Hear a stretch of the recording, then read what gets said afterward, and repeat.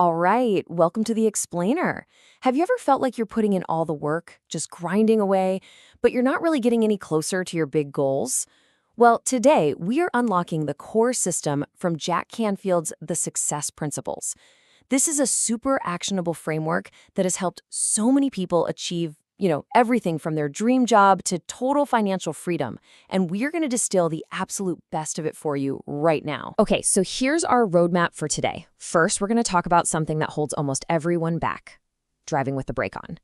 Then we'll get into the master key formula, E plus R equals O. After that, we're going to figure out how to decide what you actually want, how to believe it's truly possible, and then how to take real daily action with something called the Rule of Five. And stick around, because at the end, we're going to talk about the ultimate reward of this entire journey. So let's kick things off with a feeling I think we've all had, right? That feeling of being stuck. You're pushing the accelerator as hard as you can, you're trying to go faster, but it feels like you're just not getting anywhere. This part is all about identifying that hidden drag on your progress. This quote from Robert Allen just nails it. Everything you want is just outside your comfort zone. See, the book makes this brilliant point that most of us are driving through life with this psychological emergency brake pulled on. We get trapped by our own limiting beliefs and fears, and that creates this little comfort zone that feels safe, sure, but it's what's actually holding us back from everything we want. And this, right here, this is the mistake most of us make. When we feel that resistance, our first instinct is just to push harder on the gas, right? Work longer hours, hustle more. But the book argues that the real solution, the smarter move, is to just release the brake. It's about letting go of those self-defeating habits and beliefs that are slowing you down in the first place, not trying to brute force your way through them. So, how in the world do you actually release that brake?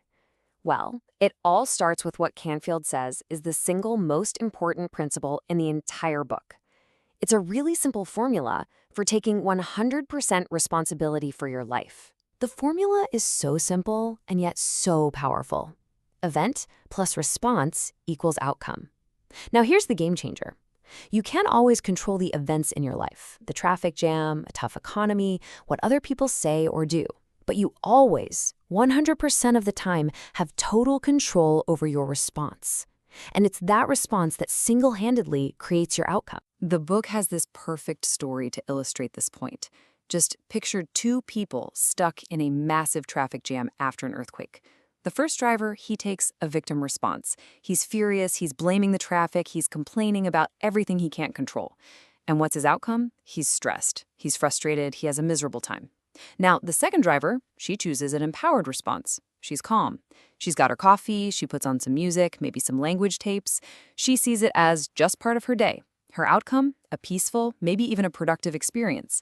Same event, totally different outcomes, all because of how they chose to respond. Okay, so you've released the brake. You're taking full responsibility. Now what? Well, you have to decide where you're actually going. You need a destination. You need a personal North Star to guide all of your actions. Now, this quote here might sound a little radical to some people. You deserve to have everything in your life exactly the way you want it. But this is the fundamental mindset shift. Successful people don't just settle for what life hands them. They operate from this core belief that they can and they should actively create the life they truly desire. And this isn't just, wishful thinking. The book lays out a really concrete 3-step process to get that clarity. First, you make an I want list. Get out a piece of paper and write down at least 30 things you want to do, have, or be. Don't censor yourself, just get it all out.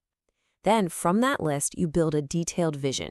What does your ideal career actually look and feel like? Your health, your relationships. And then, the final crucial step, you make it real by setting measurable goals. You turn that fuzzy vision into specifics with how much and by when. Okay, so you've got your goal. You know exactly where you're headed. But that's not quite enough. You have to cultivate this deep, unshakable belief that you can actually get there. This is all about programming your own mind for success. And this quote, wow, it comes from an incredible story. A young guy named Monty Roberts wrote a paper in school about his dream to own a 200-acre horse ranch. His teacher gave him an F, told him it was unrealistic, and said he'd change the grade if he wrote a more realistic paper. And Monty's response was legendary. He said, "You keep the F, I'm keeping my dream." And guess what? Years later, he built that exact ramp. And this isn't just some fluffy positive thinking idea. There's real science behind this. Your brain is literally a goal-seeking organism. Neuropsychologists call it expectancy theory. When you truly, deeply believe something is possible, your brain starts to expect to achieve it, and then it gets to work, actively scanning your environment for the people, the resources, and the opportunities to make that belief a reality. It's designed to close the gap between where you are and where you expect to be. But of course, belief and visualization, they're not enough on their own. That belief has to be channeled into real-world action. And the good news is, it doesn't have to be some massive, overwhelming leap. The real key is daily, consistent, and focused effort. And this is where the rule of 5 comes in. It's such a powerful, simple concept. Just imagine a giant redwood tree. If you go out there every single day and just take 5 good swings at it with a sharp axe, what's going to happen eventually? That tree, no matter how massive it is, will come down. And your goals are the exact same way.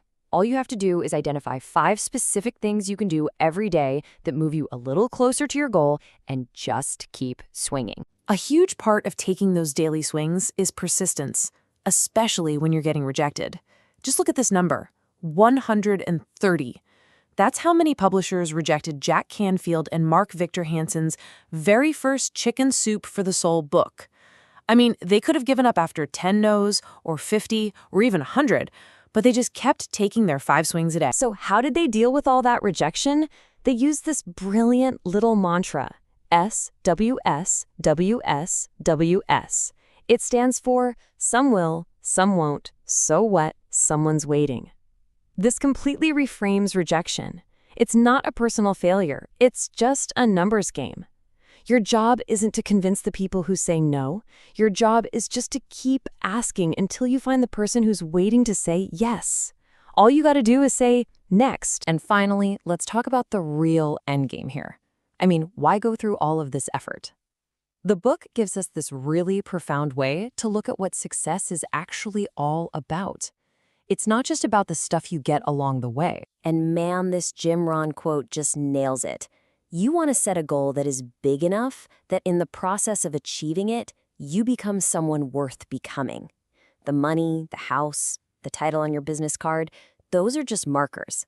They're not the real prize. Because think about it, all of those external things, they can be lost. The market can crash, a company can fail, things can be taken away. But what can never, ever be taken from you is who you become on that journey. The discipline you build, the courage you find, the persistence, the wisdom, that is the true lasting reward.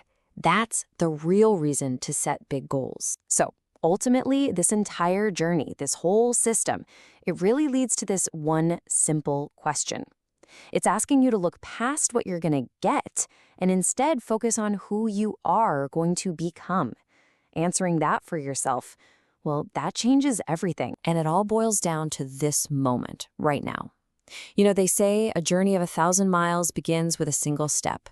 We've talked about the map. We've talked about how to get in the driver's seat and release the brake. So after everything we've just explored, the only question that really matters is this: what is your first step?